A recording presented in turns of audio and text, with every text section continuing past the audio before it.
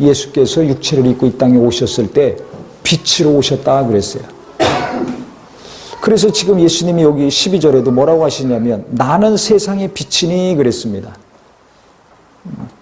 나는 세상의 빛이니 나를 따르는 자는 어둠에 다니지 아니하고 생명의 빛을 얻으리라.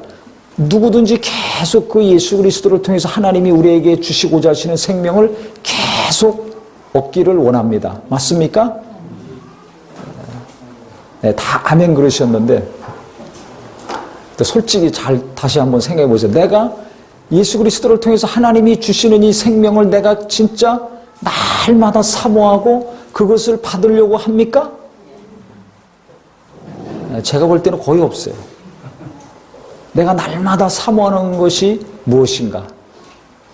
내 자식들에게, 내 후손들에게 이 명절 때 되면 다 모이지 않습니까? 앞으로 보이지 않고 태어날 그 후손들 있을 텐데 그들이 계속해서 받아야 될 것, 그들에게 가장 필요한 것을 뭐라고 생각합니까? 대부분 예수님 생명 이외에 다른 것을 원합니다. 그것이 중요하다고 생각하고 그것을 얻기 위해서 공부도 잘해야 되고 노력을 많이 해야 된다고 가르칩니다.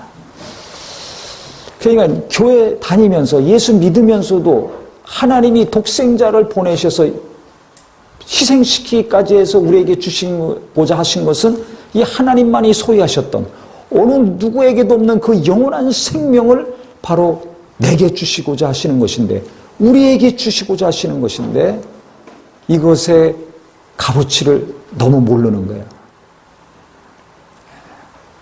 다른 것보다 이것이 더 너무 싸게 지금 취급이 되고 있습니다.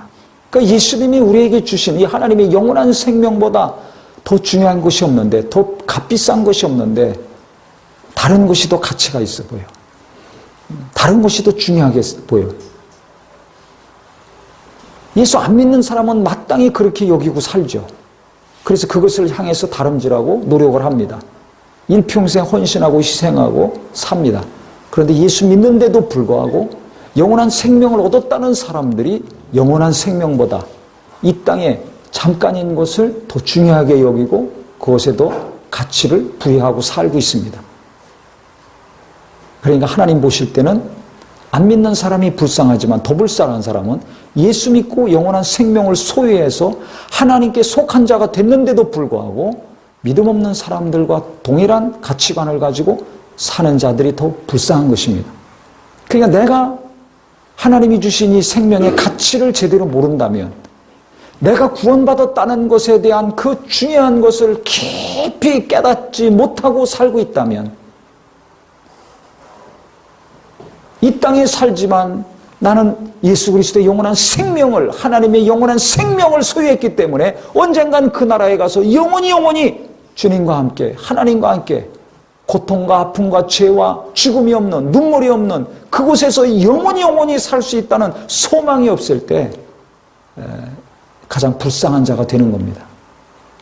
그래서 우리는 정말 이 예수님이 내게 주신 이 하나님의 생명, 이 세상 어디서도 얻을 수 없고 어느 누구도 줄 수 없는 대통령도 줄 수 없고 부자도 줄 수 없고 똑똑한 자도 줄 수 없고 내가 아무리 사랑하는 내 가족들이라 할지라도 줄 수 없는 이 영원한 생명을 하나님이 예수 그리스도를 통해서 내게 주셨다는 것으로 인하여서 진심으로 하나님께 감사하고 하나님을 기뻐하는 성도가 되기를 예수 이름으로 축원합니다.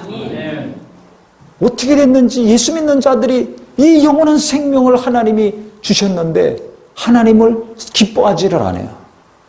도리어 하나님께 원망하고 불평하고 시험 드는 일은 있더라도 예수 믿으면서 왜 그렇습니까? 내가 원하는 것이 이루어지지 않았다고, 내가 기도했는데 이루어지지 않았다고 시험 들거나 원망하거나 불평하거나 하면서 멀어지는 일은 있는데 영원한 생명 주신 것을 기뻐하고 감사하는 것은 보질 못해요. 처음에 은혜 받았을 때, 처음에 회개하고 거듭났을 때는 기뻐하고 감사하고 충만했는데 그건 과거의 추억이지 언제부턴지 그것을 잊어버렸어요. 지금 내가 구원받은 것을 감사하지 않아요. 하나님의 영원한 생명이 내게 있는 것을 하나님께 감사하지 않아요. 내 가족들이 그 생명을 소유하고 하늘나라 언제든지 들어갈 수 있는 믿음을 소유했는데도 감사하고 기뻐하지 않아. 왜? 원하는 대학 못 갔다고, 원하는 직장을 못 갔다고, 원하는 것이 이루어지지 않았다고 하나님께 감사가 없어졌어요. 내가 원하는 것을 이루던 이루지 못하던, 그곳에 들어가던 못 들어가던 관계없이 하나님은 내게 영원한 생명을 주셨습니다. 예수 그리스도는 그 생명을 우리에게 전달자로 오셨습니다. 그래서 빛을 비추셨다고 그랬어요.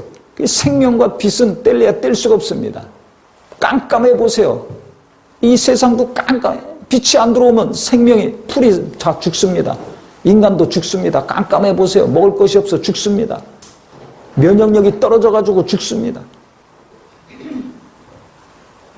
그러니까 모든 피조물은 인간뿐만 아니라 다른 식물은 말할 것도 없죠. 햇빛이 없어 보세요. 다 말라 죽습니다. 하나님이 비유를 통해서 나타내 주신 거예요. 빛이 없으면 죽어요. 예수가 없으면 죽게 돼 있어요. 아무리 육체가 배부르고 아무리 건강하고 아무리 힘이 좋다 할지라도 영혼의 생명이 없으면 육체는 죽고 그 영혼도 죽을 수밖에 없어요.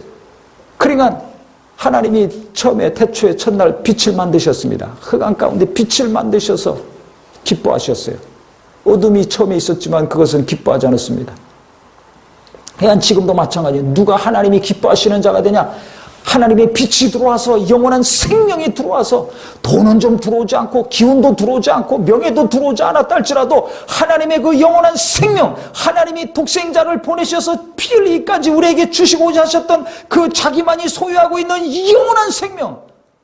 왜? 영원히 같이 살려고 우리에게 영을 만들어 주셨거든요. 그런데 마귀의 유혹을 받아가지고 그 생명을 상실했습니다. 그런데 그것을 다시 예수를 통해서 회복시켜 주셨어요. 왜? 태초에 작정하신 대로, 처음에 계획하신 대로 하나님은 잠깐만 이런 피조물과 달리 잠깐만 함께 하시려고 만드신 것이 아니라 영원히 함께 하시려고 우리에게 영을 만들어 주신 겁니다. 그걸 아셔야 돼요. 근데 그 사랑의 하나님, 창조해 주신 하나님 말씀보다 하나님을 대적해서 타락한 마귀의 말을 들었습니다. 달콤한 유혹에 홀딱 넘어갔어요. 처음부터 마귀가 시꺼멓게 하고 왔으면 넘어가지 않았겠죠. 근데 달콤하게 온단 말이에요. 항상 마귀의 유혹은 달콤하게 옵니다. 그러니까 우리가 넘어가는 거예요. 실족하고 범죄하고 타락하는 겁니다. 처음부터 시꺼멓게 오면 알잖아요. 아, 이건 안 돼. 떠나갈지어다. 쳐다도 안 보고. 하고 싶은 마음도 안 생기고. 생각도 안 뺏기는데 달콤하게 오거든요. 그러니까 보암직도 하고 먹음직도 하고 지혜롭게 할 만큼 탐스럽기도 해. 보기 싫었는데 보고 싶어졌어. 먹기 싫었는데 먹고 싶은 마음이 생겨. 이런 마음이 자꾸 생기고 생각이 들게 마귀는 달콤한 유혹으로 우리를 미혹합니다. 그러니까 거의 대부분 넘어가요. 그러니까 정말 깨어있는 사람, 영적으로 충만하고 깨어있는 사람만 이걸 분별하지, 이 깨어있지 못하면, 이 오늘 말씀처럼 빛 가운데 예수 그리스도가 생명의 빛이라고 그랬잖아요. 그래서 나를 따르는 자는 생명의 빛을 얻으리라고 그랬어요. 그러니까 예수님의 빛이 환하게 들어와 있는 자, 예수님의 생명, 하나님의 생명으로 충만한 자는 아, 이게 어둠이 오는구나. 아무리 달콤한 소리, 아무리 달콤한 유혹이 오더라도 아, 이거는 어둠이구나. 딱 알죠. 근데 이 빛이 희미한 사람들, 생명이 약한 사람들은, 즉 영의 힘이 없고 영의 환한 빛이 없는 사람들은 원래 좀 어두우니까 어둠이 싹 오는 거 모르는 거예요. 그러니까 넘어가는 겁니다.